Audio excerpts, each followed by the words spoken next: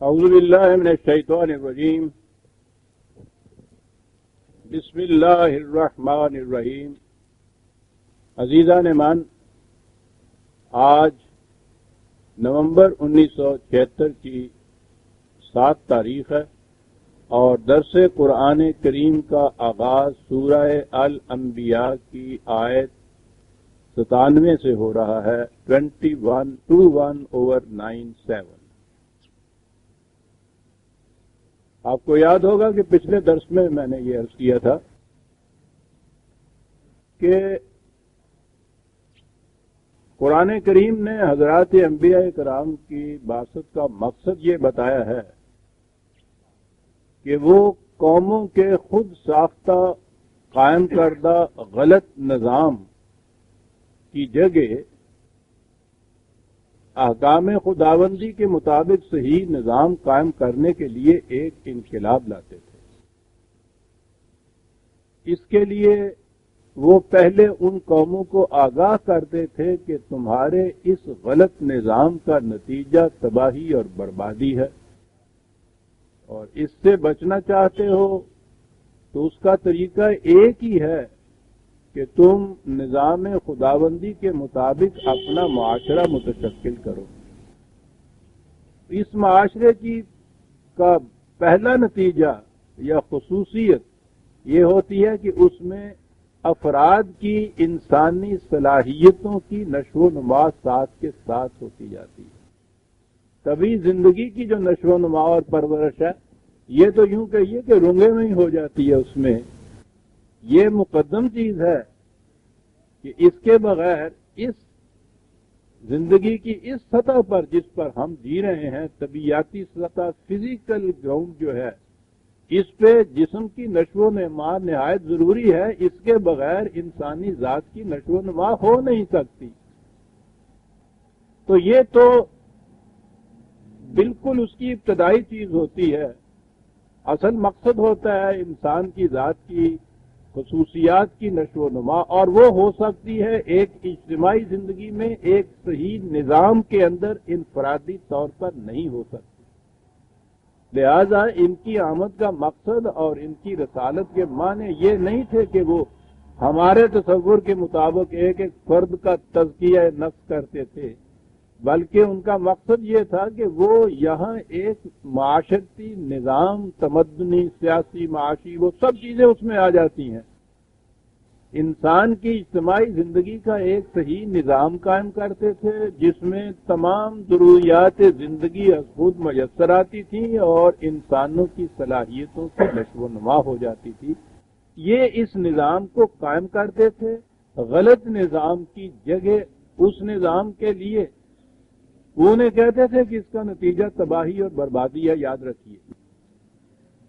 تو کبھی تو یہ ہوتا تھا کہ یہی جو جماعت تیار کرتے تھے اس کے ہاتھوں وہ نیا نظام متشکل ہو جاتا تھا، اسی مقام پہ ہو جائے جہاں ان کی ابتداءً دعوت کا آغاز ہوتا تھا، یا وہ وہاں سے کسی ایسے مقام کی طرف ہجرت کر کے چلے جائیں جہاں اس نظام کے قیام کے لیے فضا زیادہ سازگار ہو۔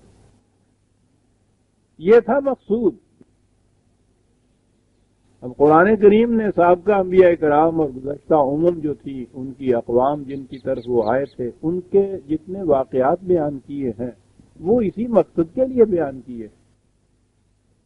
وہ تو اس کے بعد جب تصور ہی دین کا ہماری نگاہوں سے اوجھل ہو گیا تو ہم نے وہ عذاب کے معنی بھی کچھ اور متشکل کر لیے، نجات کا مقصود بھی کچھ اور سمجھ لیا، اور ان قوموں کے اوپر جو وہ ہلاکت اور تباہی آئی تھی اس کے متعلق بھی یہ سمجھ لیا کہ وہ کچھ انبیاء کرام کی دعا کا نتیجہ تھا، کچھ انہوں نے معجزات دکھانے تھے، اس کی وجہ سے کہیں وہ کہہ دیے جھکڑ چلا تھا، کہیں وہ یہ کہ طوفان آ گیا تھا۔ قرآن کریم نے یہ چیزیں بتائی ہیں، لیکن یہ نہیں ہم نے سمجھا کہ وہ اس کا غرض و غایت کیا بتایا ہے، مقصود کیا بتایا ہے۔ وہ بہرحال وہ ان کے ہاتھوں سے ہو جاتا تھا، ان کے سامنے یہ چیز آتی تھی، قرآن میں موجود ہے۔ لیکن عجیب بات ہے کہ یہی جب سلسلہ آگے بڑھ کے حضور نبی اکرم صلی اللہ علیہ وسلم کے عہد مبارک تک آتا ہے، اور یہ وہ عہد ہے کہ جس میں یہ انقلاب اس قدر بھرپور مکمل شکل میں سامنے آیا ہے کہ ہم ہی نہیں، غیر مسلم مورخین بھی یہ بتاتے ہیں کہ تاریخ میں اس قسم کے انقلاب کی مثال نہیں ملتی. یہی وہ انقلاب کیا تھا؟ غلط نظاموں کو مٹا کر اس کی جگہ صحیح نظام کا قیام. یہ تھا بعثت کا مقصد.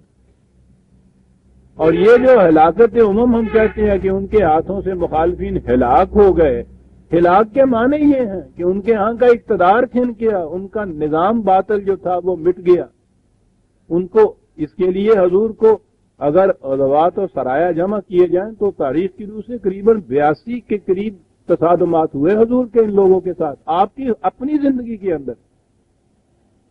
اس کے بعد خلفائے راشدین کے عہد میں جو ہوا وہ تو چھوڑ دیجئے، حضور کی اپنی زندگی کے اندر، اور وہ بھی قریباً 7 سالہ جو مکے کی مدنی ابتدائی زندگی ہے اس میں اتنا کچھ ہوا تھا. یہ مخالفین اس نظام کی مزاحمت کے لیے جنگ کے میدانوں میں اتر آئے تھے، وہاں ان کو شکست پہ شکست ہوتی چلی گئی. یہ ہے وہ عذاب جسے کہا گیا ہے. عذاب نہیں ہے، یہ ان کے باطل نظام کے تباہ کن نتائج سامنے آئے. جنگ میں شکست کی بنا پہ بھی آئے، اپنے ہاں جو غلط نظام کا نتیجہ ابتری بدتری تباہی ہوتا ہے اس شکل میں بھی سامنے آئے. اور جنگ کی شکلیں تو میں نے عرض کیا ہے کہ اس قدر وہاں آئی ہیں اور تاریخ بھری پڑی ہے اس سے. لیکن ہم نے جب وہ تصور ذہن سے ہٹایا، جہاں جہاں قرآن کریم میں حضور کے زمانے کے ان واقعات کا ذکر ہے وہاں ہم نے یہ تصور ہی یہ قائم کیا کہ یہ جو کہا گیا ہے کہ ان کے دشمنوں کو اس قدر ہلاکت ہوگی، عذاب آئے گا، سزا ملے گی، وہ ہم نے سمجھا یہ قیامت کے متعلق بات ہے، یہاں کی بات نہیں ہے. سابقہ عموم اور انبیاء کرام کے متعلق تو ہم نے دیکھا کہ وہ یہی ہوتا تھا.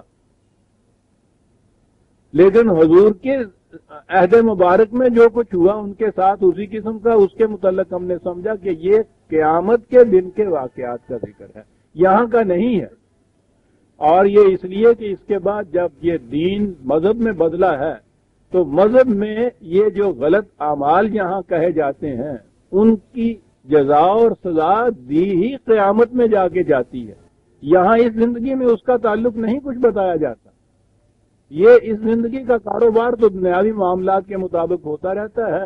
انسان کے غلط اعمال جن کو گناہ کہا جاتا ہے اور اچھے اعمال جن کو نیک عملی یا نیکیاں کہا جاتا ہے، تو گناہوں کی سزا اور نیکیوں کی جزا قیامت میں جا کر ملتی ہے، اس زندگی میں نہیں ملتی.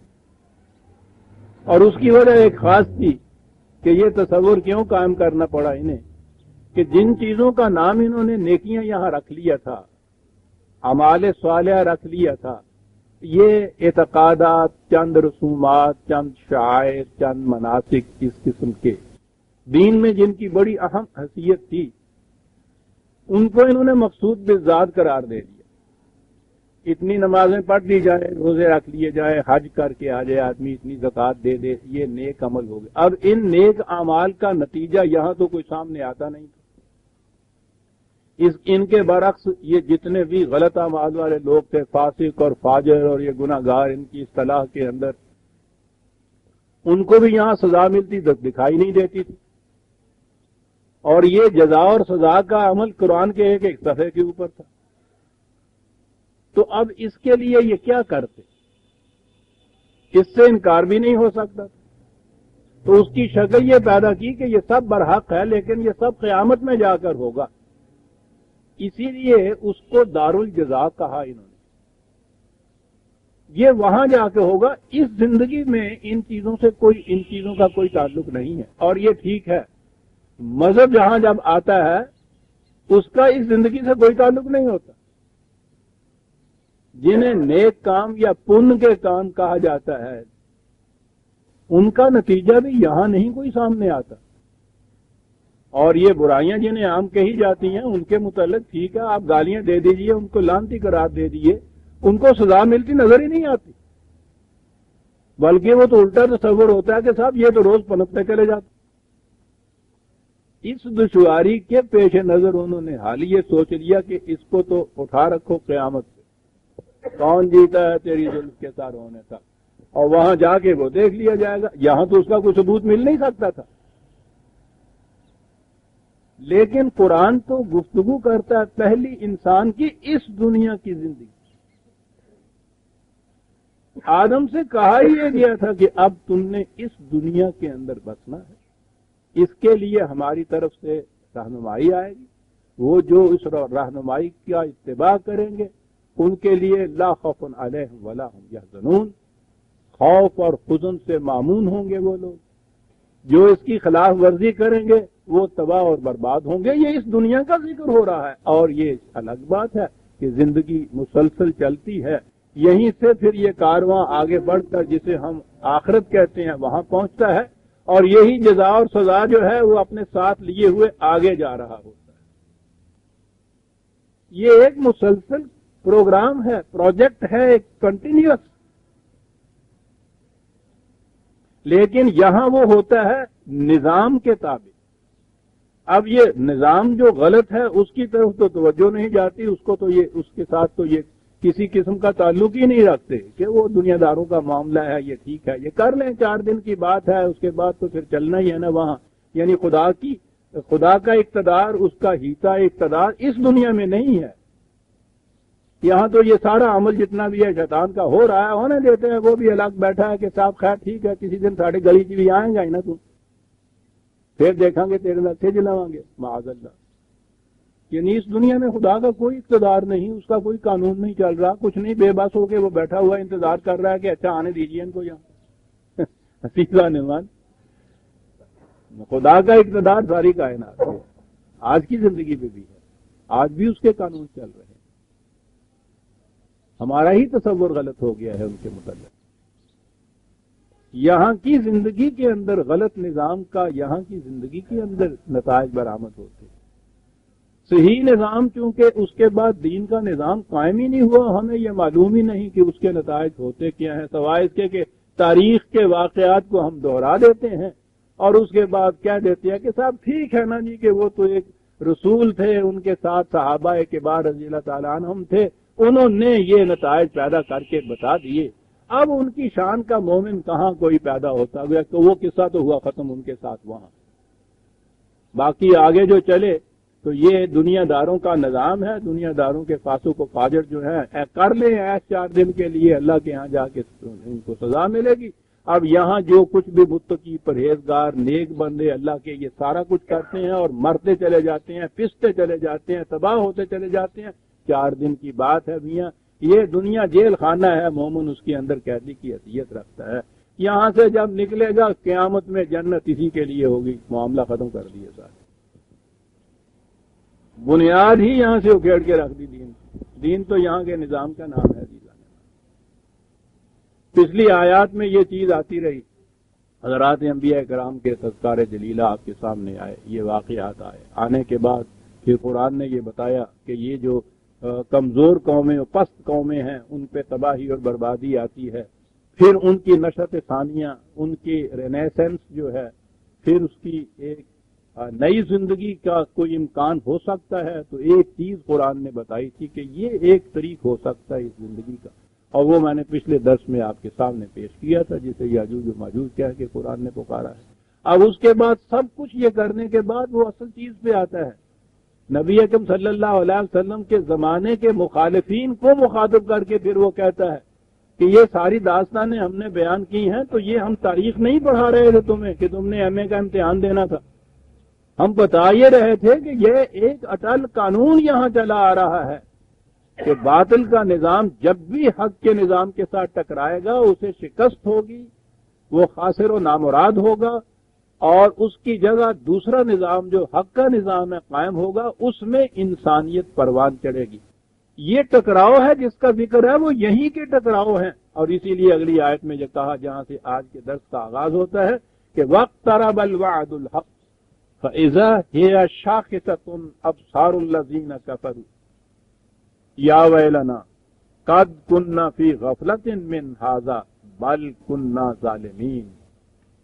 کہ جو کچھ ہم کہہ رہے ہیں ان سے وہ خالی خولی دھمکی نہیں ہے، وہ وعد الحق ہے.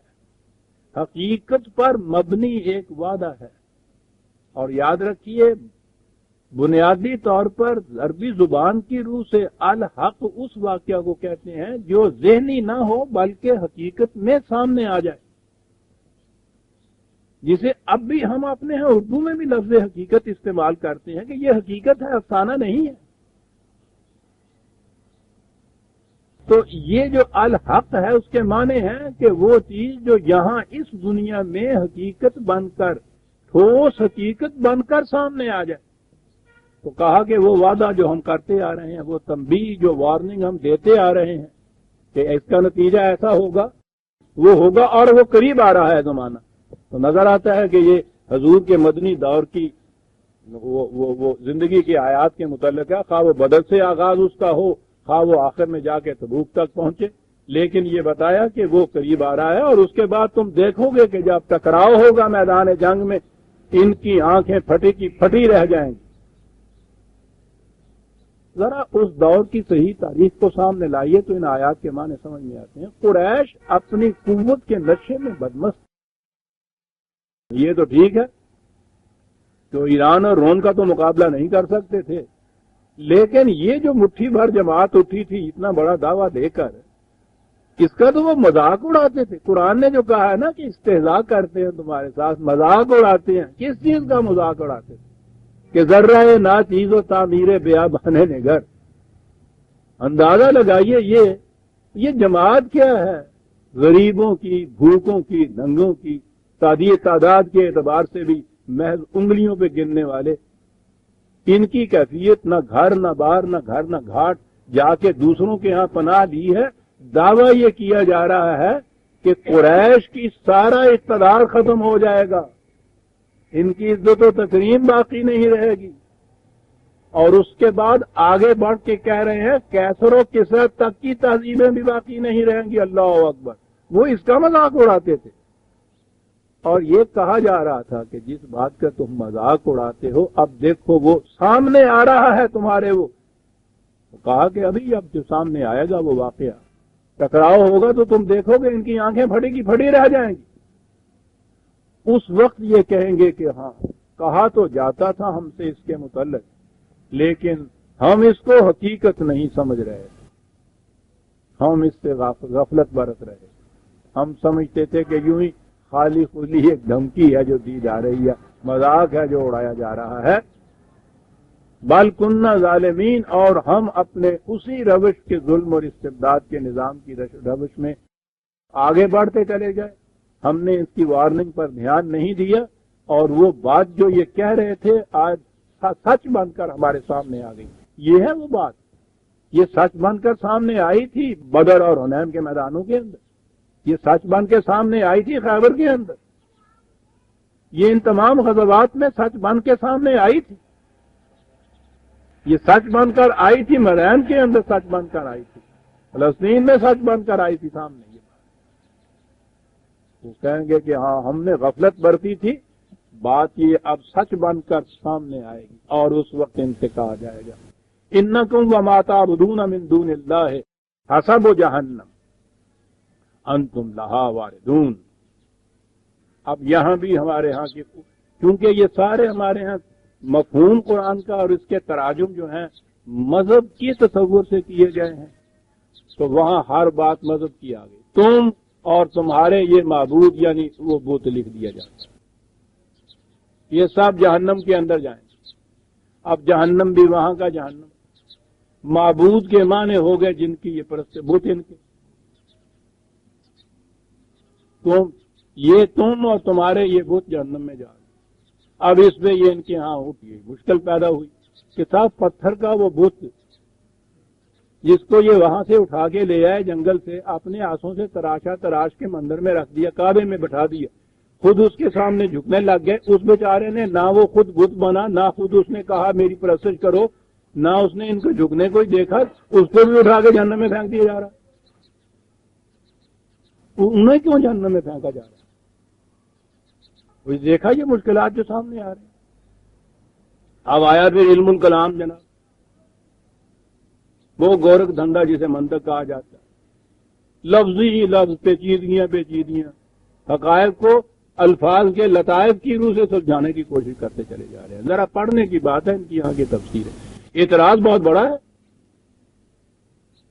کہ جی وہ ان کو بتانے کے لیے کہ دیکھیے یہ کس قدر یہ بے بس ہیں، اس لیے ان کو پھینکا جائے گا جہنم کے عذاب کے اندر پھینکا جائے گا. کوئی اور طریقہ نہیں ان کو بتانے کا.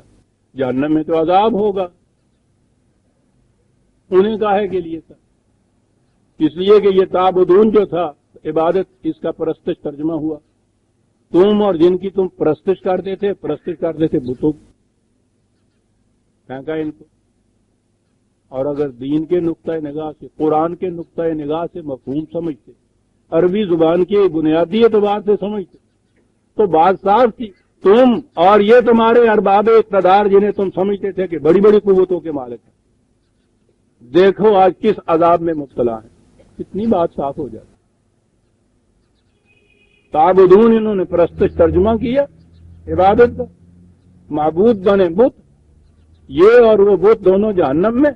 یہاں آگے بڑی مشکل، اب ہاتھوں کی دی ہوئی دانتوں سے کھول رہے ہیں کہ یہ بت کیوں جہنم کے اندر پھینکے چلے جا رہے ہیں.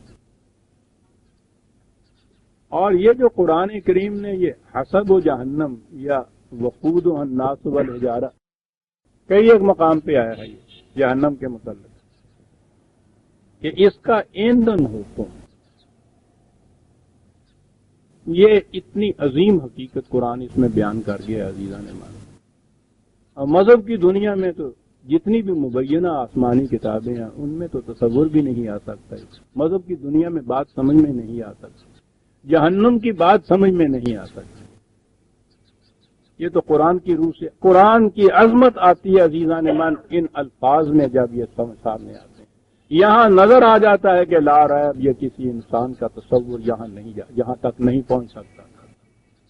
انسان کا تصور تو وہی جہنم ہے، بہت بڑا کوئی گڑھا، اس کے اندر سے پہلے سے آگ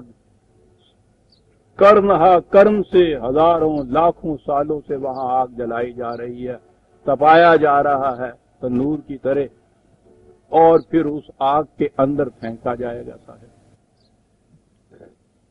یہی تصور ہے جہنم کا. ہر مذہب میں اسی قسم کا تصور ہے جہنم کا. قرآن ایک لفظ سے سارا تصور بدل دیتا ہے. تصور یہ ہے نا کہ جہنم ایک شے خارج میں موجود ہے، اس میں آگ جلائی جا رہی ہے، تو وہ ایندھن پہلے سے وہاں پھینکا گیا نا، ڈالا گیا نا، لکڑیاں اس میں ڈالی گئی نا، ہیزم اس میں ڈالا گیا نا، پہلے ان کو اس سے جلایا گیا نا، پہلے اسے تپایا گیا نا تندور کو، تو وہ اس کے لیے پہلے ایندھن چاہیے نا. قرآن ایک لفظ میں بات کر جاتا ہے کہ وہ کوئی ایسا تنور نہیں ہے جس میں باہر سے لا کے لکڑیاں ڈالی جائیں گی اور ان کی آگ جلے گی اور وہ اس میں تپش پیدا کرے گی، اس میں تمہیں ڈالا جائے گا انسانوں کو. بات یہ نہیں ہے. جہنم وہ ہے کہ جن میں انسانوں کے اپنے اندر بھڑکنے والی آگ ہی اس کا ایندھن مانتی ہے، ایندھن باہر سے نہیں آتا کہیں سے. عزیزان من ایک لفظ میں سارا تصور بدل دیا. یہ کہیں باہر سے نہیں آتا. تشریح خود کر دی، نار اللہ الموقدۃ التی تطلع علی الافئدہ. یہ وہ آگ ہے کہ جس کے شعلے تمہارے دلوں کو لپیٹ لے. یہ خود اس کا ایندھن ہوتا ہے.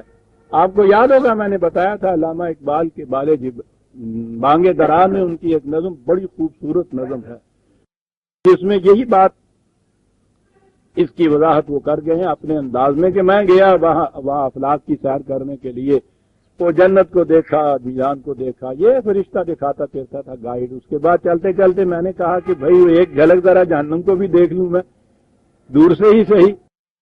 کہا بسم اللہ چلیے، لے گیا اس مقام پہ. ٹھیک ہے، میرا تو بہت بڑا تھا جیسا تصور میں ہے، لیکن میں نے دیکھا کہ وہ تو یخ بستہ ہے، اتنا ٹھنڈا. میں نے کہا کہ وہ تو ہم نے سنا یہ ہے کہ اس میں تو آگ بھڑک رہی ہے، شعلے لپک رہے ہیں، تو یہ تو ٹھنڈا ہے. اس نے کہا کہ یہ اس کے اپنے اندر کوئی اپنی آگ نہیں ہے، وہ آخری شعر ہے، اہل دنیا یہاں جو آتے ہیں وہ اپنے انبار ساتھ لاتے ہیں، ہر ایک اپنے اپنے کمر پہ اٹھائے ہوئے لکڑیوں کا گٹھا لاتا ہے، یعنی مثال کے طور پہ میں کہہ رہا ہوں، تو اپنی اپنی لکڑیاں لاتے ہیں، یہ تو اس سے گرم ہوتا ہے، اس کے اندر تو کوئی گرمی نہیں ہے۔ بات یہ ہے جہنم کا تصور ہی بدل دیا قرآن، یہ خود اس کے ایک لفظ میں کہ یہ انسان خود اس کا ایندھن ہے، اس کا ایندھن کہیں خارج سے نہیں کہ اس میں یہ ڈالا جائے، یہ خود ہی اس کے ایندھن ہوتے ہیں۔ اب اس جہنم کو دیکھیے جس میں ہم آپ سارے ماخوذ ہیں عزیزان مان، یہ کہیں باہر سے لکڑیاں لا لا کے یہاں جلائی گئی تھی، جس کے اندر ہم جل رہے ہیں، دن رات ساری قوم جل رہی ہے، اور آج تو ساری دنیا جل رہی ہے۔ آگ کہیں نظر بھی آئی ہے کہیں آپ کو؟ اور ہر قلب آپ کا، ہر دل آپ کا آپ کے شعلوں کے اندر لپٹا ہوا ہے یا نہیں؟ یہ ہے وہ جہنم۔ میں نے کہا ہے نا کہ قرآن کو تو عزیزان ایمان یوں سمجھنے کی بات ہے، انسان خود اس کا ایندھن ہے، اپنا جہنم آپ تپاتا ہے، خارج سے نہیں تپتا۔ یہ اس کے اپنے ہی نیتیں، ارادے، دل کے جھکاؤ، نگاہ کی خیانتیں، پھر اس کے مطابق اس کا اعمال، کردار، پھر اجتماعی طور پر اس کا نظام، یہ سارے کا سارا ایک جہنم بنتا ہے، اور یہ چیزیں اس کا ایندھن بنتی ہیں، اور اس میں وہ اس کے شعلے ان کے دلوں کو لپیٹ لیتے ہیں ساتھ۔ کہا یہ ہے وہ جہنم، انتم لہا واردون، یہ ہے جہنم جس کے اندر تم داخل ہو رہے ہو۔ اب یہی یہاں کہا تھا ماتعبدون کے متعلق، جن کی تم عبودیت اختیار کیے ہوئے تھے، جن کی محکومیت اختیار کیے ہوئے تھے تم، لو کان ہؤلاء آلہۃ ما وردوہا، کیا بات، تمہیں نے بڑا صاحب اقتدار سمجھ رہے تھے، بڑی قوتوں کے مالک صاحب، اور ذہن میں یہ تھا کہ خود تو ایک طرف تمہیں بھی یہ محفوظ رکھیں گے ہر آنے والے خطرے سے، ہر آنے والی بلا سے۔ آج جو تمہیں یہ اس وقت شکست کی سزا ملی ہے، جہنم میں گرفتار ہو، تمہارے ذہن میں تھا کہ یہ اتنا اختیار و اقتدار رکھتے ہیں کہ یہ اس سے تمہیں بھی محفوظ رکھیں گے۔ کہا کہ اگر یہ واقعی اختیار و اقتدار کے مالک ہوتے تو آج تمہاری طرح جہنم میں کیوں جل رہے ہوتے؟ اور آج دنیا کے اندر عزیزان من جنہیں ہم ارباب اقتدار کہتے ہیں، وہ بھی کم جہنم کے اندر نہیں ہوتے۔ جہنم کا تو کوئی گوشہ ہی جنت نہیں ہو سکتا، وہ تو کلیتاً جہنم ہوتا ہے۔ تو جہنم کے اندر کوئی ایک فرد بھی ایسا نہیں ہو سکتا کہ جو اس عذاب میں محفوظ اور مبتلا نہ ہو۔ کیا عجیب دلیل کہ جنہیں تم ارباب اقتدار سمجھ رہے تھے، اگر واقعی ان کو کوئی اقتدار حاصل ہوتا تو یہ کیوں اس جہنم کے اندر ہوتا؟ وَلَا وَكُلٌّ فِيهَا خَالِدُونَ، یہ سب کے سب یہ جنہیں یہ صاحب اقتدار سمجھتے تھے، یہ عوام اور جو صاحب اقتدار بنے بیٹھے تھے، یہ سب جہنم کے اندر ہوتے ہیں۔ لَهُمْ فِيهَا زَفِيرٌ وَهُمْ فِيهَا لَا يَسْمَعُونَ، اس تباہی اور بربادی، سفرت تفریح کے اندر شور اتنا اٹھے گا، دہائی اتنی مچے گی، کان پڑی آواز سنائی نہیں دے گی۔ دیکھتے ہیں کیسا یہ نقشہ کھینچا گیا ہے، اور اس دور کا تو آپ سمجھ لیجئے کہ ان مخالفین کو جس قسم کے تصادمات سے واسطہ پڑا تھا، اس جنگ کے اندر کیفیتیں کیا ہوئی تھیں ان کی، اور اس کے بعد بھی جب بھی باطل کا نظام جہاں قائم ہوگا، اس کے نتائج جب محسوس شکل میں سامنے آئیں گے تو یہ کیفیت ہوگی۔ نفسا نفسی کا یہ عالم، کوئی کسی کی آواز سنائی نہیں دے گی، کان میں نہیں پڑے گی، یہ کیفیت وہاں ہو جائے گی۔ اس کے بعد ان الذین سبقت لہم من الحسنى اولئک عنہا مبعدون لا یسمعون حسیسها وهم فیما اشتہت انفسهم خالدون۔ یہاں جو غلطی کی ہوئی ہے کرتے ہیں وہ میں ذرا آگے چل کے ابھی بیان کروں گا۔ پہلے یہ کہوں کہ یہ لوگ تو اس جہنم کے عذاب کے اندر محفوظ ہوں گے، اور یہ جنہیں آج جن کا مذاق اڑایا جا رہا ہے ان کی کیفیت یہ ہوگی کہ یہ اپنے حسن عمل کی بنا پر، صحیح نظام کی بنا پر جو یہ قائم کریں گے، یہ ان کے مقابلے میں ان تمام جہنم کے شعلوں سے دور رکھے جائیں گے، اتنے دور کہ اس کی بھنک تک بھی ان کے کان میں نہیں آئے گی، صحیح خالصتاً صحیح نظام کی زندگی بسر کر رہے ہوں گے۔ اس میں ہوگا کیا؟ وَهُمْ فِي مَشْتَهَتْ أَنفُسُهُمْ، ان کے دل کی آرزویں پوری ہوں گی۔ جیسا کہتے ہیں کہ جو چاہیں گے وہ ہوگا، جو مانگیں گے وہ ملے گا۔ دوسری جگہ یہ بھی ہے، آپ دیکھ رہے ہیں کہ یہ کس قسم کا نظام ہے۔ غلط نظام کے اندر آپ دیکھیے، یہ اتنی بات نہیں ہے کہ ہم لوگ تو مفلس ہیں، بے زر ہیں، غریب ہیں، اس لیے ہزاروں آرزویں ایسی ہیں جو اس لیے دب کے کچل کے رہ جاتی ہیں کہ ان کے خریدنے کی ہمارے پاس قیمت نہیں ہوتی۔ لیکن بات اتنی نہیں ہے، جن کے پاس خریدنے کی قیمت ہے ان سے بھی پوچھئے کہ کیا تمہاری ہر آرزو پوری ہو رہی ہے؟ جہنم کے عذاب میں تو یہ سوال ہی نہیں ہوتا۔ یہ ہے وہ صحیح زندگی جس میں ہر آرزو پوری ہوگی، اور ہر آرزو میں تو یہ بات نہ ذہن میں رکھ لیجئے کہ صاحب وہ حرمزدگیوں کی ہر آرزویں پوری بھی ہوں گی۔ اہل جنت جن کو کہا گیا ہے، جو اس زندگی کے مستحق ہوں گے صحیح نظام کے، وہ اس قسم کی آرزو تو ان کے دل میں پیدا ہی نہیں ہو سکتی۔ ان کی تو کیفیت یہ بتائی ہے، فَمَا تَشَاءُونَ إِلَّا أَن يَشَاءَ اللَّهُ۔ اور اس کا پھر غلط ترجمہ ہمارے ہاں ہوا، اس نے پھر لٹیے ڈبو دیا۔ ان آیات میں آؤں گا تو بتاؤں گا جہاں کہا گیا ہے کہ جو کچھ تم چاہو اپنے اختیار و ارادے سے کرو، اس کا تمہیں اسی کا نتیجہ تمہیں بھگتنا پڑے گا۔ اور اگلی آیت کے اندر یہ کہا کہ نہیں، تم چاہ ہی نہیں سکتے بجوز اس کے کہ جو خدا چاہے چل دے، یعنی تم جو چاہو اس کے مطابق کرو، اور کہا کہ صاحب تم چاہ ہی نہیں سکتے کہ بجوز اس کے جو خدا چاہے، تو اس کا چاہنا کیا ہے، اس کا اختیار و ارادہ کیا ہے، ختم کر کے رکھ دیا۔ اس کے تو معنی یہ کہ تم وہی چاہو جو خدا چاہتا ہے کہ ہونا چاہیے، سیدھی سی بات ہے۔ تم جو چاہو گے اس کے مطابق ہو جائے گا، لیکن تمہارے لیے ضروری ہے کہ تم چاہو ہی وہ جو خدا کہتا ہے کہ مومن کا شعار یہ ہے کہ وہ یہ چاہے اور یہ مانگے، تم وہ مانگو۔ یہ جو آیت ہے نا، ان الذین سبقت لهم منا الحسنى، اس میں بھی یہی کچھ کیا گیا، ترجمہ کر دیا جاتا ہے۔ وہ لوگ جن کے متعلق پہلے سے ہم نے طے کر رکھا ہے کہ وہ تو جنت میں جائیں گے، وہ جنت میں چلے جائیں گے، چل بھئی یہ بھی پہلے سے طے، سبقت۔ حالانکہ وہ سبقت جو پہل کی بات ہے وہ تو بڑا عظیم فلسفہ ہے، عمل اور اس کے نتیجے کا۔ ہر عمل پہلے سرزد ہوتا ہے، نتیجہ بعد میں برآمد ہوتا ہے۔ کبھی نہیں ہوتا نتیجہ پہلے برآمد ہو جائے، عمل بعد میں سرزد ہو۔ یہی مسابقت، یہی سبقت ہوتی ہے۔ جو کچھ تم نے پہلے کیا تھا اس کا نتیجہ آج یہ ہے۔ ما قدمت لحیاتی، قرآن نے جو کہا ہے کہ وہ اس دن کہے گا یہ جہنم والا کہ کاش میں پہلے سے اپنی زندگی کے لیے کچھ بیچ چکا ہوتا۔ ما قدمت، ما قدمہ، یہ الفاظ، ما سبقت، یہ الفاظ قرآن کے ہیں، یہ بتانے کے لیے کہ یہ سب کچھ انسان کے اپنے اعمال کا نتیجہ ہوتا ہے، اور عمل ہمیشہ پہلے سرزد ہوتا ہے۔ یا ایھا الذین آمنوا اتقوا اللہ ولتنظر نفس ما قدمت لغد۔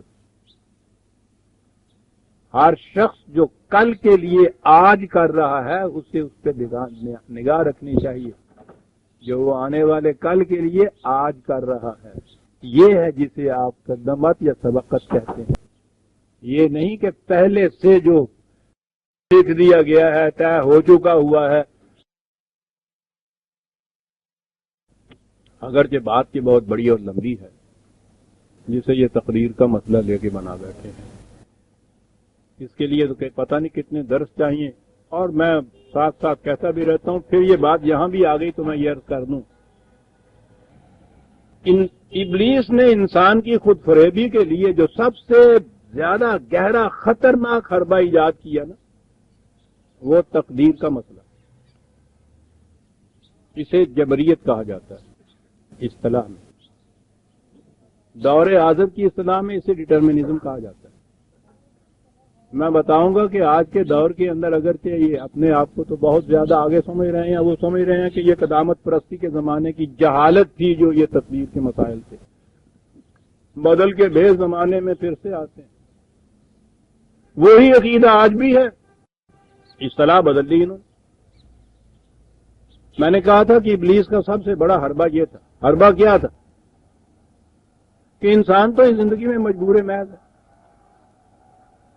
اس کے لیے ہر کیفیت اس کی، جو کچھ اس کے ساتھ ہونا ہے، جو کچھ اس نے کرنا ہے، یہ سارے کا سارا پہلے سے لکھا جا چکا ہے، پہلے سے طے شدہ ہے۔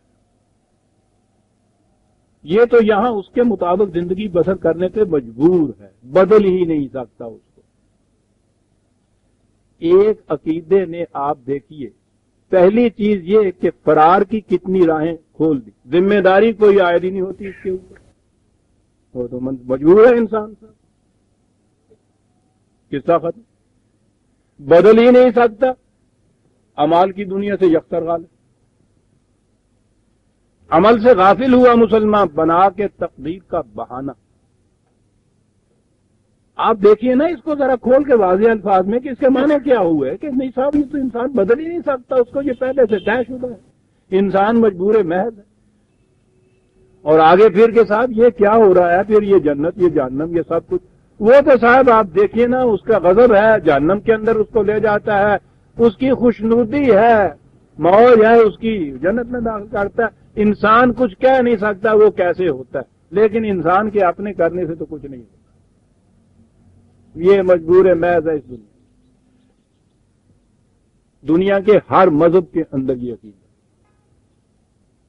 ہندوؤں میں ورن جو آتے ہیں آپ کے یہاں، پیدائش کے اعتبار سے ایک شخص، انہوں نے کم از کم اتنا کہا کہ اپنے پچھلے کسی جنم کے جو اس کے کرم ہوتے ہیں، اعمال ہوتے ہیں، ان کے مطابق اس کا جنم ہوتا ہے۔ چھوڑ دیجئے کہ وہ حیوانات کی شکل میں ہوتا ہے، چوہا بلی کتا بن کے آتا ہے، انسانوں کی شکل میں وہ شودر بنتا ہے، وہ ویش بنتا ہے، وہ کشتری بنتا ہے، وہ براہمن بنتا ہے۔ نہ ان کے اس زندگی کے کسی عمل کا یہ نتیجہ ہے، نہ ہی کوئی اس ورن کو بدل سکتا ہے، مجبور محض۔ دوسرا سب سے بڑا مذہب عیسائیت ہے۔ ہر انسانی بچہ اپنے اولی ماں باپ کے گناہ کی آلائش اپنے ساتھ لے کے پیدا ہوتا ہے، گناہ، اور یہ اس کے بس میں ہی نہیں ہے کہ اعمال کے ذریعے سے ان کو دھو سکے، مجبور محض۔ خالص جبریت ہے۔ عزیزان من، ساری دنیا کے مذاہب کی مبینہ آسمانی کتابوں کو اٹھا کے دیکھیے، یہی جبریت ہر جگہ ہے، اس کے اندر تفصیل میں یہاں نہیں جاتا، وقت زیادہ لے لے گی بات، ہر مذہب میں ہے۔ یہ جو میں نے کہا ہے کہ اسلام ایک چیلنج ٹو ریلیجن، وہ ایسے ہی نہیں میں نے نام رکھ دیا، بڑی عظیم حقیقت ہے، چیلنج ہے یہ۔ جتنے یہ مذہب کے نام سے باطل اس قسم کے عقائد رائج تھے، ان کے خلاف چیلنج ہے۔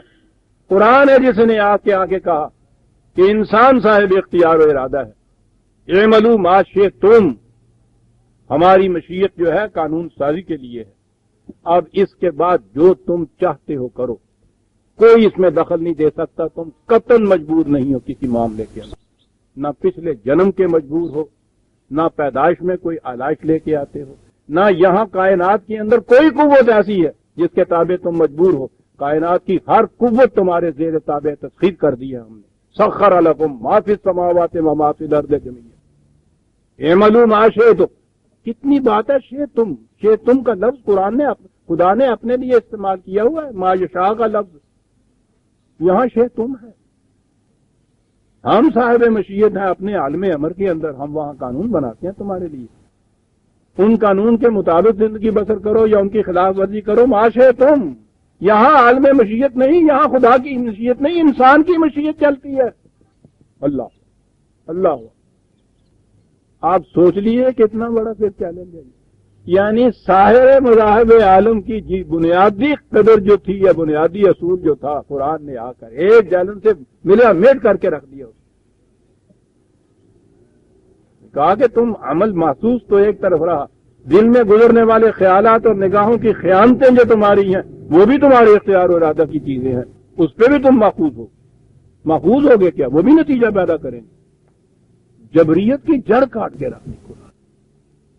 کتنا عظیم احسان تھا انسانیت کے اوپر. ہر شخص صاحب اختیار، اپنے اعمال کا ذمہ دار، اور ذمہ داری کے معنی یہ ہیں کہ وہ اکاؤنٹیبلٹی کے معنی یہ ہیں کہ نتائج بھگتے. کوئی اس کو بچا ہی نہیں سکتا، اپنے عمل کے نتیجے سے بچا کون سکتا؟ اور یہی تو جہنم ہے جسے کہا گیا. قرآن نے آ کے اس کے لیے یہ کہا کہ قانون تو نہیں تم خود بنا سکتے، وہ تو ہم نے بنا دیے. اب یہ تمہارے اختیار و ارادے میں کاملتاً ہے، کوئی اس میں انٹرفیئر نہیں کرے گا. خدا کہتا ہے ہم بھی اس میں مداخلت نہیں کریں. مداخلت اگر کر دی جائے تو جبریت نکل آتی ہے اس میں، اور جبریت نکلا ہے تو جزا اور سزا اور قانون مکافاتی عمل سب ختم ہو جاتا ہے. وہ تو کسی عدالت میں یہاں بھی آپ ثابت کر دیں کہ صاحب یہ جو میں نے کیا ہے میں مجبور تھا، خود اپنے ارادے سے نہیں کیا، سزا نہیں ملتی، وہاں جرم ہی ثابت نہیں ہوتا. اسی لیے قرآن نے یہ کہا کہ نہ مجبور کی نیکی ہے، نہ اس کا گناہ سوال ہی نہیں. نیکی بھی نیکی نہیں، وہ بھی اپنے اختیار و ارادہ سے جو کی جائے گی وہ ہوگی. قرآن نے چیلنج دیا. جس وقت قرآن کی جگہ آ کے پھر مذہب نے لے لی، آپ کا وہی جبریت کا عقیدہ آپ کے ہاں اس سے بھی زیادہ متشدد طریقے سے آ گیا. بات لمبی چلی جائے گی، میں بتاتا کہ کتنی بڑی سازش تھی جو آپ کے دین کے خلاف کی گئی، اس ایک عقیدے کو جد بنا دیا. اور کتنی بڑی سازش ہے عزیزان من. بنیادی چیز یہ ہے کہ اجزائے ایمان کیا ہے، یعنی کون سی باتیں جن پہ ایمان لانے سے ایک غیر مسلم یا کافر یا کوئی انسان مسلمان ہو جاتا ہے، دائرہ اسلام میں داخل ہوتا ہے، اسے ایمان والا کہا جاتا ہے. قرآن نے تصریح کر دی کہ 5 اجزاء: آمنت باللہ و ملائکتہ و کتبہ رسلہ، اور آخرت، خدا، فرشتے، ملائکہ، کتاب میں، انبیاء، آخرت. قرآن میں 5 ہی یہ اجزاء ہیں.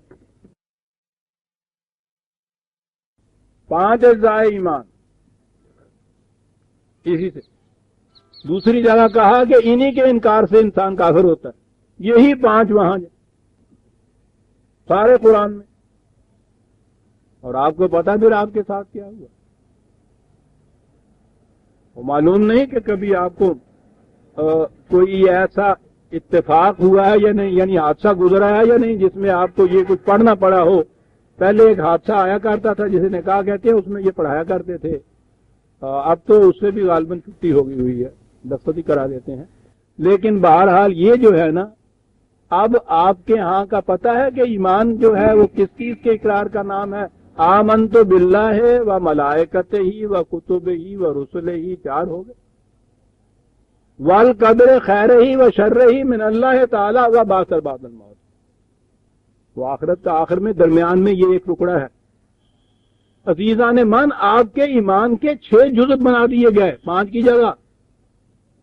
یہ 6واں جز کیا ہے؟ عقیدہ تقدیر، جبریت، کہ خیر و شر سب کچھ جو ہے یہ خدا کی طرف سے ہوتا ہے، ہماری طرف سے کچھ نہیں ہوتا. ایمان کے اجزاء میں شامل کر دیا ہے. اس کے اقرار سے ایک کافر مسلمان ہوتا ہے، اس کے انکار سے مسلمان کافر ہو جاتا ہے. قرآن میں بالتصریح ہر جگہ 5 ہیں، آپ کے ہاں یہ 6 ہیں. اور 6واں عقیدہ جبریت، اسے کہتے ہیں سازش. یہ آپ نہیں دہراتے مسلمان نہیں ہوتے. مسلمان ہونے کے لیے شرط لازم قرار دے دی انہوں نے. کہتے ہیں تباہیاں کیسے آتی ہیں؟ ٹھیک ہے جی، ہمارا دور جو آ گیا اس پہ. اور عزیزان من میں ذرا درخواست کروں گا بڑی توجہ سے سنیے. ہمارا دور بڑا لبرلزم کا دور آیا. قدامت پرستی کے خلاف ان کے نعرے نوجوانوں کے سنیے صاحب. یہ صاحب دیکھیے نا یہ تقریر کا مسئلہ لے کے آگے صاحب. یہ تو کچھ بھی نہیں ہے. یہ ٹھیک ہے جی بہت اچھا جی. لمبی چوڑی باتوں کو جانے دیجیے. عقیدہ اس دور کے اندر دو فلسفے آپ کے یہاں چلے نا. پہلا فلسفہ جو آپ کے یہاں چلا کمیونزم کا چلا, جس میں خدا کا بھی انکار ہے, وحی کا انکار ہے, رسالت کا انکار ہے, آخرت کا انکار ہے. اور آپ کو پتہ ہے اقرار کس بات کا ہے؟ جبریت کا, تقدیر کا. اور مجھے اپنے نوجوانوں کی جہالت پہ حیرت آیا کرتی ہے. میں یہ کہہ رہا ہوں یہاں بھی, یہ جس مجمع میں یہ اس جبریت کے قائل جو ہیں وہ یہ بات جب میں سنتے ہیں نا کہ صاحب آپ کو پتا ہے کہ یہ کیا چیز آئی ہے, عقیدہ نیا جو آیا ہے اس کے اندر, خدا رسول کتابیں آخرت کا انکار, اقرار کس بات کا؟ تقدیر کا. تو مذاق اڑاتے ہیں کیا ہو گیا اس کو ملا جی تشریف رکھیے تو ذرا. ڈٹرمنزم ہے نا جی ترجمہ. کمیونزم کا سارا فلسفہ جتنا بھی ہے مارکس کے لے کر اور آخر تک سارا ڈٹرمنزم کے اوپر مجبور ہے. ان کی ٹرم ہے یہ ڈٹرمنزم. ڈٹرمنزم یہ کہہ چلے جائیں گے صاحب, تقدیر کہہ دیجیے تو یہ ملازم ہے جی. ڈٹرمنزم کیا ہے؟ کمیونزم کا فلسفہ ڈٹرمنزم کا یہ ہے کہ انسانی دنیا کے اندر کوئی ایک قوت ہے جسے تاریخی وجوب یا ہسٹوریکل نیسیسٹی کہتے ہیں. فلسفے کی اصطلاح ہے نیسیسٹی. یہ انگریزی کے عام لفظ کا ترجمہ نہیں ہے, اصطلاحی الفاظ اور ہوتے ہیں. کہ میں نے دیکھا ہمارے یہاں کے بچارے کمیونیشن کو یہ بھی پتا نہیں نیسیسٹی کے معنی کیا ہوتے ہیں. نیسیسٹی فلسفے میں کہتے ہیں کہ انسان جو جی میں آئے کر لے وہ ہو کے رہے گا. اسے کہتے ہیں فلسفے کی اصطلاح میں نیسیسٹی. ہسٹوریکل نیسیسٹی ہے جی. اچھا جی, یعنی جو انسان جی میں آئے کر لے وہ ہو کے رہے گا. جبریت تو یہاں سے شروع ہو گئی.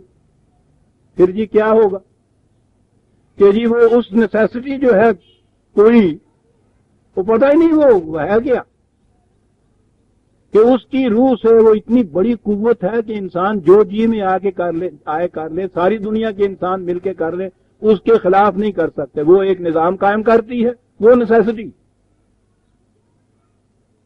کچھ عرصے کے بعد پھر وہ اس نظام کو الٹ دیتی ہے وہ نیسیسٹی. اس کے برعکس دوسرا نظام قائم کر لیتی ہے وہ نیسیسٹی. اور یہ انسان جس قسم کا نظام وہ قائم کرتی ہے اس دور میں اس نظام میں اس قسم کے انسان پیدا ہوتے ہیں. ان کو اپنے آپ کے بدلنے کا بھی اختیار نہیں ہوتا. یعنی وہ نہ تو وہ جو نظام وہ نیسیسٹی لاتی ہے وہ اس کا قائم کرنا یا مٹا دینا یا اس میں تغیر و تبدل کرنا انسان کے بس کی بات, اور اس نظام کے تابع جس قسم کے وہ انسان بناتی ہے نہ انسان کو اس طرح اختیار کہ اس کو بھی بدل لے اپنے آپ کو اور اس کے خلاف انسان بن جائے. یہ ہے جی کمیونزم کا فلسفہ. یہ ہے ہمارے ہاں کے یہ نوجوانوں کی لبرل آزادی. یہ ہے جو وہ تقدیر کا لفظ کہہ دیجئے تو مذاق اڑائیں گے. ٹھیک ہے, خدا رسول وہی رسالت آخرت سے انکار اس میں فخر محسوس کریں گے. اور جبریت کا کہ بنیاد کے اوپر جو فلسفہ ہے اس کے یہ متبع چلے آ رہے ہیں. ڈٹرمنزم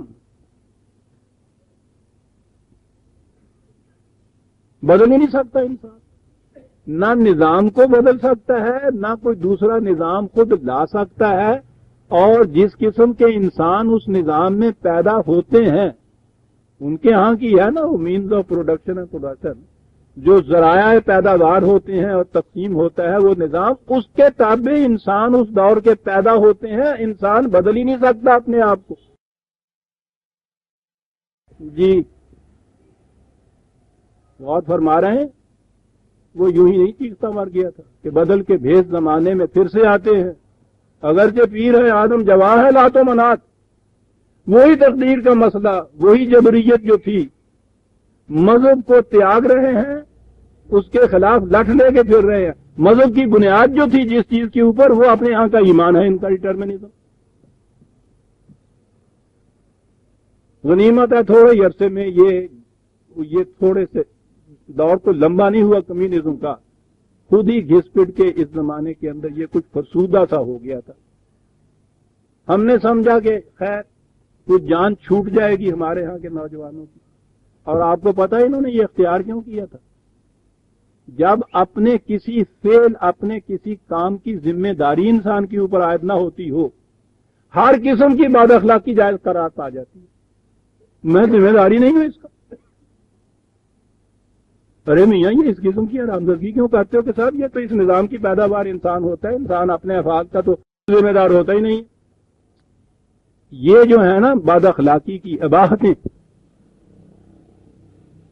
بد اخلاقی کے جوازات کی راہیں، یہ اس سے پیدا ہوتی ہیں. یہ جبریت کے مسئلے تھے.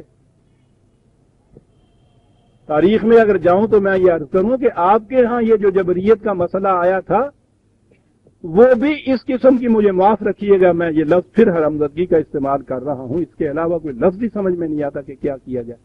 یہ اسی قسم کی حرامزادگیوں کا پیدا کردہ تھا. ملوکیت نے جب استبداد اختیار کیا آپ کے ہاں، ہر قسم کی دھاندلی، بے انصافی، ظلم، استبداد، استحصال، تو ان سے کہا گیا کہ تم یہ کیا کچھ کر رہے ہو، تمہیں کچھ خیال نہیں آتا. انہوں نے کہا کہ اس کے حکم کے بغیر تو پتہ نہیں ہل سکتا. ہم کون ہیں یہ کرنے والے؟ یہ تو اس کے مطابق ہو رہا ہے جو کچھ ہو رہا ہے. ہم تو درمیان میں صرف مورے ہیں شطرنج کی بازی کے، ایکٹر ہیں سٹیج کے، سب کچھ وہ کراتا ہے. گناہ اگرچہ نہ بود از خطائے ما حافظ، تو در طریق ادب گو باش و گو گناہ منت. گناہ ہمارے اپنی طرف سے نہیں ہوتا حافظ. زیادہ سے زیادہ تمہیں یہ چاہیے کہ خدا کے حق میں، خدا کے باب میں گستاخی کی بجائے ذرا احترام سے کام لو، کہہ دو کہ ہاں سب چلو ہماری صحیح غلطی کہہ دیا کرو. یہ ذرا سی بات ہوتا نہیں ہماری طرف سے. یہ عقیدہ جبریت کا آپ کی تاریخ میں پیدا کیا تھا ملوکیت نے، اور مذہبی پیشوائیت نے سند ادا کر دی، جزو ایمان بنا دیا. کہا کہ ہاں حضور جو جی میں آئے آپ کے کیجئے، کھلی چھٹی ہے، آپ اس کی ذمہ داری نہیں. بل قدر خیرہی و شرہی من اللہ تعالی، جزو ایمان.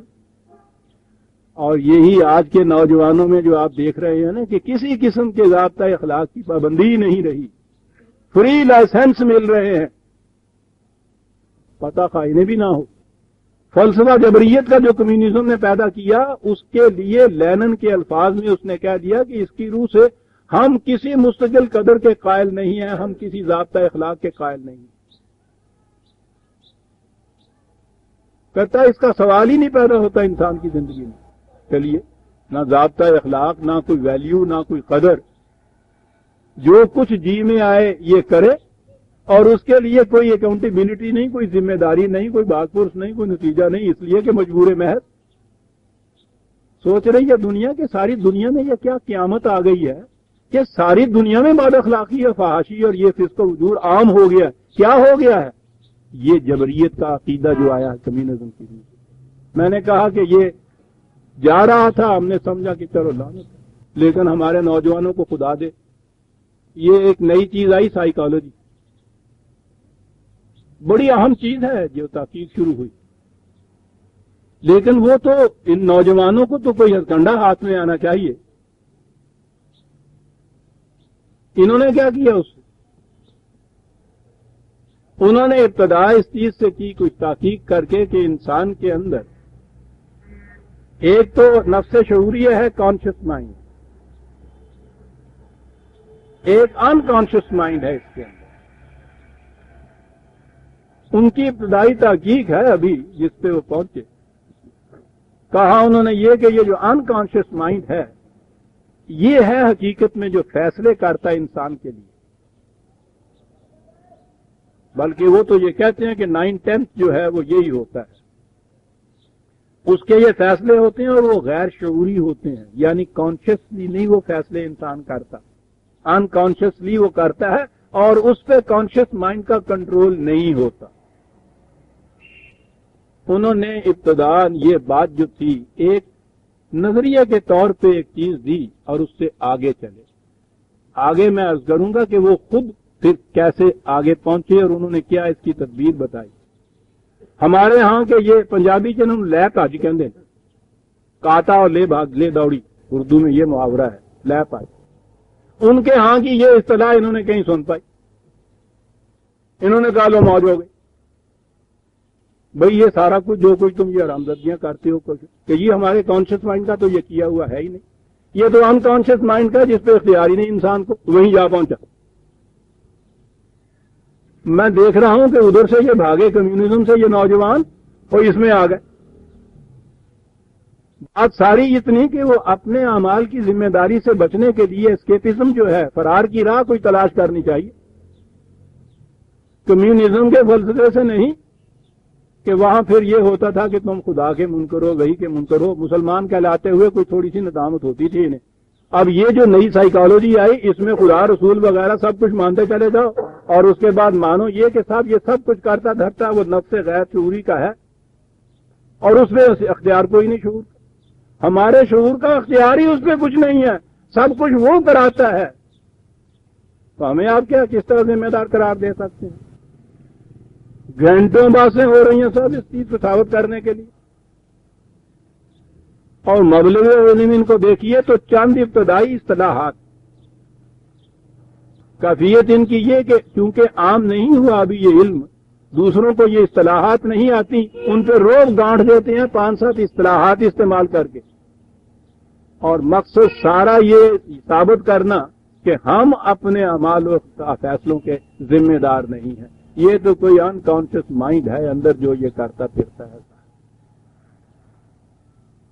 غور فرمایا آپ نے کہ وہی جبریت کا تصور مذہب کی دنیا میں جس نے یہ عقیدہ اختیار کیا, آپ کے ہاں آگے جس نے یہ باتیں شروع کی وہ تقدیر کی اور والقدر خیری و شرعی من اللہ تعالی, اور تباہی آئی آپ کی اس قوم کے اوپر کہ ذمہ داری کوئی نہ رہا کسی اپنے عمل کا. اس دور میں مذہب سے انہوں نے دامن چھڑایا اور سیکولرزم کی طرف آئے جس میں وحی و خدا کو بھی تو چھوڑ دیا. ڈٹرمنزم پھر ساتھ لے کے آیا, کمیونزم میں تھی, کمیونزم فیل ہو گئی, ڈٹرمنزم پھر ان کے پیچھے آگے پا رہی ہے, یا ڈٹرمنزم کو پھر یہ ساتھ لے آ رہے ہیں. اب یہ ان کے ہاں انکانشیس مائنڈ سائیکالوجی کا آ گیا. چلو, اور جیسا میں نے کہا ہے کہ لیپ آج چند اصطلاحیں جو ہیں یہ تو کر لی یاد ان کو, اس میں اسکیپزم کے لیے بڑی گنجائش مل گئی نا یہ کہ ہاں صاحب بات تو ٹھیک کہتے ہیں اور آگے نہ بڑھے. یہ بات آج سے 50-60 سال پہلے فرائڈ نے کہی تھی. اس 60 سال کے عرصے میں سائیکالوجی خود یہاں جہاں تک پہنچی ہے ان کو اس کی گرد کا بھی پتہ نہیں ہوتا. وہ خود اس نتیجے کے اوپر پہنچی ہے کہ انسان کی ول پاور ایک ایسی چیز ہے کہ وہ اس کے انکانشیس کو بھی کنٹرول کر سکتی ہے اگر اس ول پاور کو صحیح اقدار کے تابع رکھ لیا جائے. یہ لیٹسٹ میں یہ کہہ رہا ہوں کہ اس دور کی پچھلے 5-7 سال کی جو ان کی تحقیق ہے, آج کا وہی اسکول آف تھاٹ فرائڈ کو چھوڑ چکا ہے, یونگ کو چھوڑ چکا ہے, ان سے آگے چلا گیا ہے اور وہ وہاں گیا ہے. میں کہہ رہا تھا نا, میں کئی دفعہ میں نے کہا ہے کہ خدا کرے یہ سائیکالوجی کی تحقیق اور آگے بڑھے, اور خدا کرے میں نے کہا تھا کہ مجھے بھی اتنی زندگی نصیب ہو. قرآن کے کئی مقامات اس سے واضح ہوتے چلے جاتے ہیں. قرآن نے یہ جو دعویٰ کیا تھا ابلیس کے مقابلے میں, ابلیس نے کہا تھا کہ تو دیکھ میں تیرے بندوں کو کس طرح تگنی کے ناچ نچواتا ہوں, اور خدا نے اس کے مقابلے میں کہا تھا کہ تو جو جی میں آئے کر کے دیکھ, میرے بندے میرے قوانین کے تابع جو زندگی بسر کرنے والے ہوں گے ان کے اوپر تمہارے اس نفس غیر شعوری کا کوئی کنٹرول نہیں ہوگا.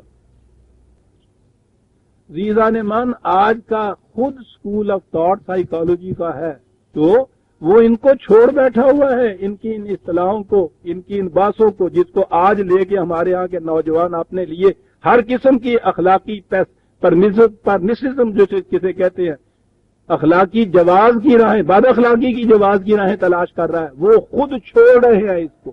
اور انہوں نے یہ خود آج کی تحقیق ان کی یہ ہے کہ اس کے باوجود انسان کے اندر ایک ایسی قوت موجود ہے کہ جو اس کے نفس غیر شعوری کے اندر کی چیزوں کو بھی اپنے پیمانوں کے اندر ڈھال سکتی. بشرطے کہ یہ ان کو ویلیوز اور اقدار کہیں سے مل جائیں اور وہ غیر متبدل ہونی چاہیے. آج سائیکالوجی یہ کہہ رہی ہے. ہمارے نوجوان کی بلا جانے اور اس کو ضرورت ہی نہیں ہے جاننے کی. اس کے بعد تو پھر ذمہ داری عائد ہو جاتی ہے کہ ایسا کیا جا سکتا ہے. میں نے اسی کنونشن کے اندر اپنا پہلا جو خطاب تھا آدم نو کی تخلیق، میں نے یہی نقطہ تھا جو میں اس کے اندر لایا تھا کہ پہلی چیز جنت میں داخل ہونے والوں کی قرآن کہتا ہے کہ غل جو ان کے اندر ہوتا ہے اس کو نکال دیا جاتا ہے. اور غل وہ ایک چھپا ہوا راز ہے، ایک کانٹا ہے، ایک پھانس ہے جو انسان کے اندر ہوتی ہے. اسی کو یہ نفس غیر شعوری کے اندر چھپا ہوا بھید کہتے ہیں. قرآن جب یہ کہتا ہے کہ ان اقدار کے مطابق زندگی بسر کرنے سے وہ نکل جاتا ہے تو بات تو صاف ہو گئی. وہ ایسی چیز ہے نہیں جس پہ انسان کو کنٹرول نہ ہو. وہ نکل سکتا ہے. پیدا وہ کسی وجہ سے ہوا ہو، خواہ وہ انسان کے اپنے کنٹرول میں ہو یا نہ ہو. انہوں نے کہیں کہہ دیا کہ صاحب انسانی بچہ ابتدائی 3 سال میں جو کچھ بننا ہوتا ہے بن چکتا ہے. انہوں نے کہا کہ ٹھیک ہے جی، جو بننا ہوتا ہے بن چکتا ہے. ہمیں آپ کہتے ہیں کہ تم اس قسم کے گنڈے اور بدماش کیوں ہو، وہ تو 3 سال میں ہی ہم بن گئے تھے.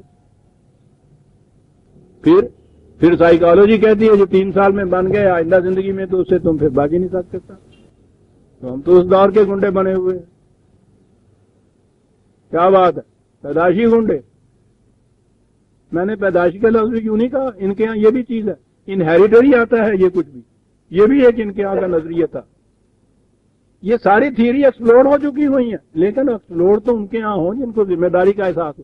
جو اس کے راستے میں ان چیزوں کو دلائل بلائیں وہ کیوں کہیں کہ ایکسپلور ہو چکی ہوئی ہیں یہ تھیوری کہ جی وہ تو انہیریٹری آتا ہے. یعنی اس سے پہلے یہ تھا کہ سوسائٹی کا پیدا کردہ ہوتا ہے. سوسائٹی کی ابتدا پیدائش کے بعد ہوتی ہے. ان سے کہا کہ میاں تمہارا گھر بار والے تو اچھے شریف آدمی تھے، اخلاق والے تھے، سب کچھ ہے. کہنے لگے جی نہیں، آپ کو وہ لا آف انہیریٹنس کا پتہ نہیں ہے نا. وہ جو 10,000 پہلے ایک بدماش ہوا تھا نا، یہ اس کی بدماشی وراثتاً چلی آ رہی ہے نا، وہ آئی ہے ہم میں. بھئی اس نسل کے اندر تو اچھے اچھے بھی پیدا ہوئے تھے. کہا جی انہوں نے کہا ہے کہ ایک تفرہ ہوتا ہے، جمپ کر جاتی ہے. وہ یہ بدماشی جو ہے نا جمپ کر جاتی ہے، درمیان میں 2-3 کڑیاں چھوڑ دیتی ہے، وہ اچھے بھی ہو جاتے ہیں، یہ پھر جمپ کیا. تو وہ اتفاق سے جب ہم پیدا ہونے والے تھے تو وہ جمپ کر کے آ پہنچی ہوئی تھی. یہ ہمارے ہاں کا آج کا نوجوان یہ باتیں کر رہا ہے. لیپ آدی جسے میں نے کہا، یہ جو ہاف بیکڈ نالج ہوتا ہے نا بڑا خطرناک ہوتا ہے، ناپخت، نیم پخت. اور یہ نہیں کہ یہ جہالت کی وجہ سے ایسا کرتے ہیں. ان کو اپنی اس گنڈے پان اور بدماشیوں کے لیے جواز کی دلیلیں مل جاتی ہیں منطقی. کتنی بڑی چیز کہ یہ سب کچھ کرو اور نہ ندامت آپ کے ہاں، نہ کوئی معذرت، نہ پیشانی پہ کوئی قطرات انفعال، نہ آنکھوں میں کوئی حیا، نہ کوئی جھکاؤ، کچھ نہیں، دھڑلے سے کھڑے کہ نہیں صاحب یہ تو ہمارے بس کی بات ہی نہیں ہے. 10,000 سال پہلے کا جو ہمارا خاندان میں نسل میں سے کوئی گزرا ہے اس کا اثر ہے. سوسائٹی کا اینتھروپولوجی ایک علم آ گیا تھا. چلیے انہیریٹنس کا ایک آ گیا تھا. سوسائٹی کی ابتدائی اثر آ گیا جی. 3 سال تک جو بچہ بننا تھا بن چکا جی. اس کے بعد اس میں تبدیلی کسی کے بس کی بات ہی نہیں. باقی سارا ہوں بھئی یہ دیکھیے بڑے نیک ہیں، وہ یہ کچھ نہیں کرتے، کرنے گے ان کی کون سی اپنے اختیار کی بات ہے. وہ ان کے وقت میں وہ جمپ کرتی تھی وہ ٹپ کے ذرا گاں چلی گئی ہونی ہے. آپ نے سوچا عزیزاں نے من کہ یہی جو چیزیں جن کو انسانی علم نے انسانیت سازی کے لیے یہ کچھ بننا تھا، یہ جب اس قسم کے ارادے والے نوجوانوں کے ہاتھ میں آتا ہے تو وہ پھر کیا کرتے؟ خودکشیاں کرتے. عام چرچا ہو رہا ہے آج کل. یہ میں نے دیکھا، یہ ابھی یہ سائیکالوجی آئی ہے. ابتدائی نہیں یہاں کوئی کلاسز کے اندر داخل ہوئی ہے. ہمارے ہاں کی ابتدائی کلاس میں پڑھایا ہی کیا جاتا ہے. یہ ایم اے سائیکالوجی سے کہتے ہیں. بات کر کے میں نے دیکھی وہ مبادیات سے آگے علم ہی کوئی نہیں ہوتا. پڑھانے والے پھر اس قسم کے ہی ہوئی استاد. یعنی یہ 4 سال بعد میں آئے ہیں اس کلاس میں، وہ 4 سال پہلے آ گیا تھا. وہی انہیریٹنس کی جمپ کرتی ہوئی اس کے اندر بھی داخل ہوئی. اس سائیکالوجی کو وہ پروفیسر پڑھاتے ہیں. مجھے ان پروفیسروں سے بھی واسطہ بات کرنے کا ہوا. میرا تو عزیزان من خاص لائن کی فن نہیں. میں نے تو یہ سارا کچھ جتنا بھی ہے قرآن کو سمجھنے کے لیے ان علوم سے استفادہ کرتا ہوں. بہرحال اس کے لیے بھی ایز اے لے مین بھی جتنا کچھ مجھے معلوم ہوتا ہے میں نے دیکھا ان کے پروفیسروں کو بھی اتنا معلوم نہیں ہوتا. میرے ہاں پھر بھی لیٹسٹ چیزیں اس کی آ جاتی ہیں. وہ چلے ہوئے ہیں فرائڈ اور ینگ کے معاملے کے اندر. تھیری ان کے ہاں وہی دی جاتی, وہی ان کو پڑھا رہے ہیں. یہی یہ پڑھ کے ادھر نکلے تو کچھ تو کمیونسٹ مذہب پرست کا مارا ہوا آپ کے ہاں وہ تقدیر کے مسئلے میں والقدر خیرہی و شرہی من اللہ تعالی. چل بھئی وہاں کس کا ختم. وہاں سے یہ دامن چھڑا کے بھاگے تھے. الحاد اور بے دینی آئی تھی کمیونزم میں. وہاں یہ اباہتیں ہر قسم کی جتنی بھی اخلاقی چھٹیاں رسیاں توڑائی ہوئی پھر رہے ہیں. انسان کے بات کی بات ہی نہیں. ہسٹوریکل نیسیسٹی ہے جو کچھ یہ بنا دیتی ہے سر. ٹھیک ہے. برٹرینڈ رسل نے ایک جگہ لکھا تھا بڑا دلچسپ تھا ہسٹوریکل نیسیسٹی. یہ لینن جو تھا جرمنی میں تھا تو یہ وہاں گرفتار ہو گیا بغاوت کے یا کسی سازش کے مقدمے میں. ابتدا یوں ہوئی تھی اس کی. وہاں گرفتار ہوا, مقدمہ چل رہا تھا. وہاں اس جج نے اس کو پھانسی کی سزا دینے کے بجائے جرمنی میں یہ تھا گرفتار جو ہوا تھا تو یہ وہ رشیا کے کسی لا کے تابع یہ مقدمہ چل رہا تھا. تو اس نے اس کو پھانسی کی سزا دینے کی بجائے ذرا رحم کھایا کمپیشنیٹ گراؤنڈ کے اوپر اس کو عمر قید کی سزا دے کے وہ سائبیریا جو بھیج دیا کرتے تھے تو وہاں بھیج دیا. اس کے بعد وہاں اس نے سازش جاری رکھی اور یہ کچھ کر دیا. برٹرینڈ رسل کہتا ہے کہ ہسٹوریکل نیسیسٹی کے سب سے بڑے یہ مدعی جو ہے جو کہہ رہے ہیں کہ یہ سارا کچھ پہلے سے کیا کرایا ہوا ہوتا ہے, وہ اس صبح کو جج نے اس نے فیصلہ سنایا ہے. اگر اس دن اس کو ڈسپیپسیا ہوا ہوتا اور ہوتا مزاج اس کا چڑچڑا تو اس کو یقیناً پھانسی کی سزا دے دیتا. ہم پوچھتے کہ پھر یہ ساری کمیونزم کہاں چلی جاتی. یہ تو بڑی عمدگی سے تنقید کرتے. بڑی بات صاف ہے. انسانوں کے معاملات انسانوں کے ہاتھوں سے یہاں طے پاتے ہیں. وہ اس جج کا اس دن ذرا مزاج بگڑا ہوا ہوتا, اس نے کہا یہ سارا فلسفہ جو لیے پھرتے ہیں ہسٹوریکل نیسیسٹی کا ایک بات کے اوپر وہ ہنج کرتا تھا کہ اس دن اس کا مزاج ذرا معتدل تھا تو اس نے پھانسی کی سزا نہیں دی, اس کو سائبیریا بھیج دیا. اگر اس دن اسے کہیں ڈسپیپسیا ہوا ہوتا اور مزاج ہوتا اس کا چڑچڑا تو آتے ہی چھوٹتے موت کی اس کو سزا دیتا. ہم پوچھتے پھر ان کی کمیونزم کہاں جاتی. یہ اس کو لیے پھرتے رہے ہیں. وہاں سے چھٹکارا ملا تو ان کو تو ابلیس کے معنی یہ ہیں کہ وہ اپنی غلطی کو خود ذمہ دار اپنے آپ کو قرار نہ دے. اور وہ آپ کو یاد ہے میں جو بار بار دہرایا کرتا, قرآن نے یہیں سے تو تعارف کرایا تھا آدم کا اور ابلیس کا کہ آدم سے غلطی ہوئی تو اس نے کہا کہ ربنا ظلمنا انفسنا. ڈٹرمنزم کے خلاف پہلی آواز تعارف انسان کا کرایا جا رہا ہے عزیزان من. یہ نہیں کہ خدا کے حکم کی تعمیل اس نے کی, کس طرح کی. تعارف کرایا جاتا ہے کہ اس نے اپنی مرضی سے خدا کے حکم کے خلاف کس طرح سے کیا. بظاہر بات ایسی نظر آتی ہے کہ صاحب یہ کیا اس کے لیے تعارف کی وجہ. میں کہتا ہوں اتنا عظیم تعارف ہے. قرآن نے مذہب کے اس عقیدے کو جڑ سے کاٹنا تھا, جبریت کے عقیدے کو. اس نے آدم کا تعارف یہ کہہ کے کرایا کہ آدم وہ مخلوق تھی کہ ہم نے اس سے کہا کہ اس کے قریب نہیں جانا. اس نے کہا جاؤں گا اور گیا وہ. یہ ہے تخلیق نو جو اس نے کہی, اپنے اختیار کا مالک. غلطی سے ہی اپنے اختیار سے کی ہے, بڑی چیز ہے یہ. گفت یزنا کہ چنی نست چنی خواہد مان. خدا نے یہ کہا کہ یہ ایسے ہے ایسا ہی رہے گا. گفت آدم کہ چنی ہست چنا خواہد بود. آدم نے کہا کہ یہ ٹھیک ہے اس طرح سے ایسے نہیں ویسا ہوگا. یہ ہے تعارف آدم کا. یہ ہے جو قرآن. کیوں یہ تعارف کرایا قرآن نے؟ یہ جبریت کا عقیدہ جو تھا اس کی جڑ کاٹنے کے لیے کہ یہ تخلیق نو ہماری جو تھی اس میں جبریت نہیں تھی, اس میں معصیت سے اپنے اختیار سے کچھ کرنا ہے نا. یہ ہے جس کا تعارف یوں کرایا. اور اس کے مقابلے میں نے جیسا کہا ہے کہ ابلیس اتنی بڑی قوتوں کا مالک بنا پھرتا ہے. اس سے جب کہا کہ تو نے انکار کیوں کیا تو اس نے کہا کہ جی میں کون ہوں انکار کرنے والے, تیرے حکم کے بغیر تو پتہ نہیں ہل سکتا. تیرا انکار تیری ہی مشیت کے تابع مجھ سے واقع سرزد ہو گیا ہے, میں تو اس کا ذمہ دار نہیں ہوں. کہا کہ ساری عمر کے لیے راندہ درگاہ تو ہوگی, تیری اصلاح ہو ہی نہیں سکتی. یہ ہے قصہ ابلیس و آدم. یہاں چلے آئے, ابلیس نے اپنے اسی عقیدہ ابلیسیت کو نہایت مقدس نقاب اڑا کر مذہب کے رنگ میں یہاں پیش کر دیا.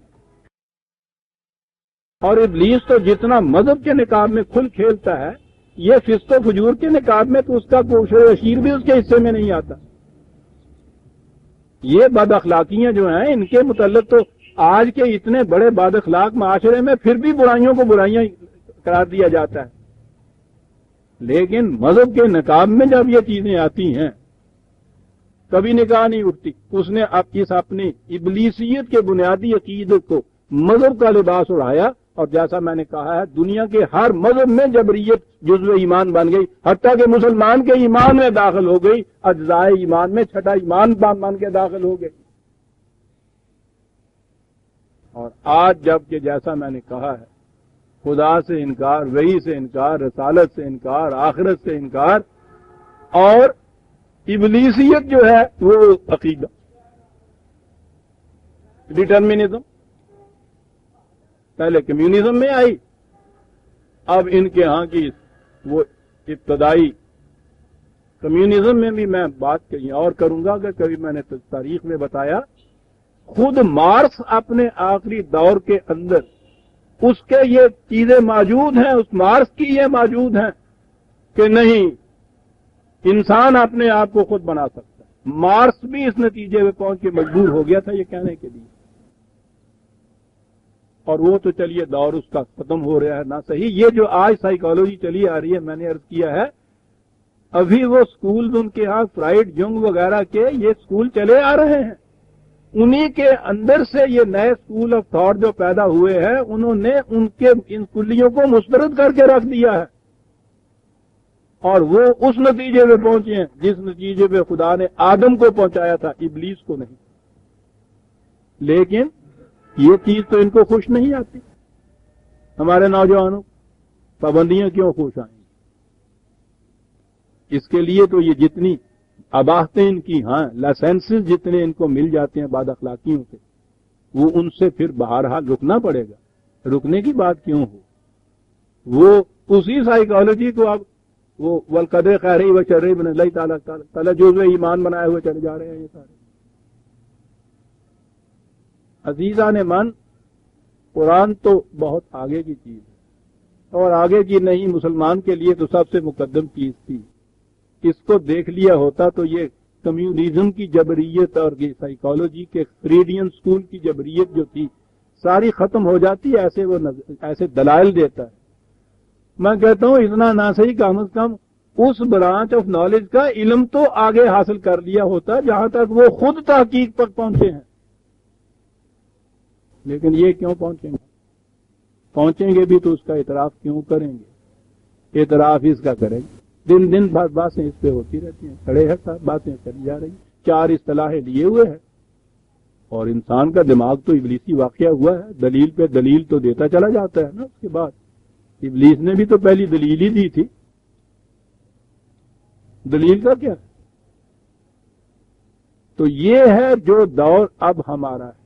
بات یہاں سے چلی تھی کہ یہ جو اس کے لیے ترجمہ ہو گیا ان الذین سبقت لهم منا الحسنى اولئک عنها مبعدون لا يسمعون حسیسها وهم فی ما اشتهت انفسهم خالدون, کہ جن کے لیے پہلے سے ہم نے یہ لکھ دیا تھا وہ جنت میں جائیں گے, ان کی بھنک تک جہنم کی نائی کان میں پڑے گی.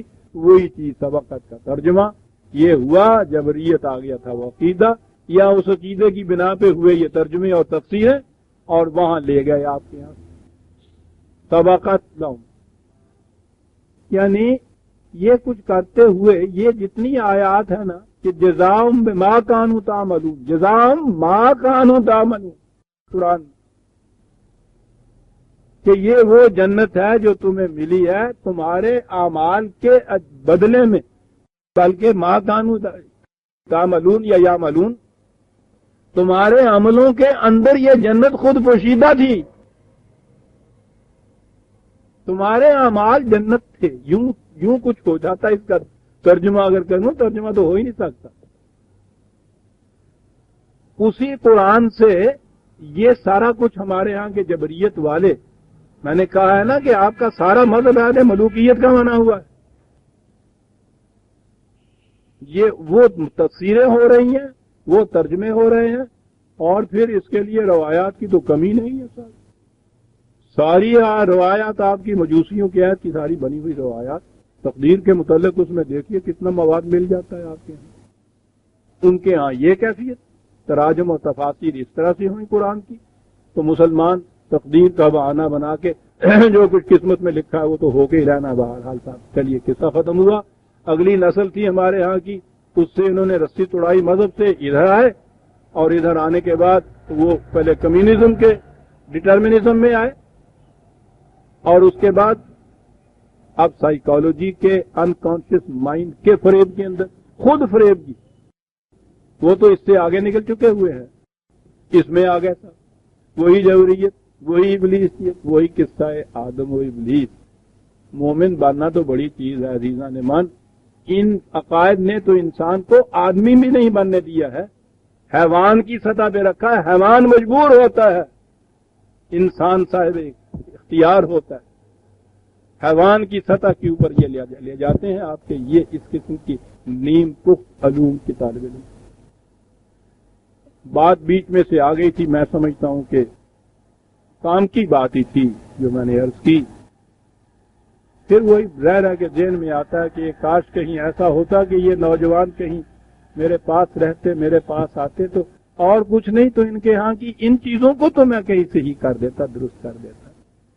اگر یہ سائیکالوجی پہ آئے تھے تو سائیکالوجی ان کو ایسی میں پڑھا دیتا کہ وہاں آگے لے جاتا کہ آؤ برخوردارو ذرا آگے چلے، انہی کے ساتھ ساتھ آگے چلے۔ لیکن بہرحال میرے لیے وقت گنجائش موقع نہ رہا، تو جہاں یہ چیز آتی ہے میں سمجھتا ہوں کہ اس چیز کو میں عام کر دوں۔ وقت ہو گیا اب اتنے میں ہی، آج تو ہم 2 لی ہیں ہم نے، 102 آیت تک ہم آئے ہیں، 103 آیت سے آئندہ ہم لیں گے۔ ربنا تقبل منا انک انت السمیع العلیم۔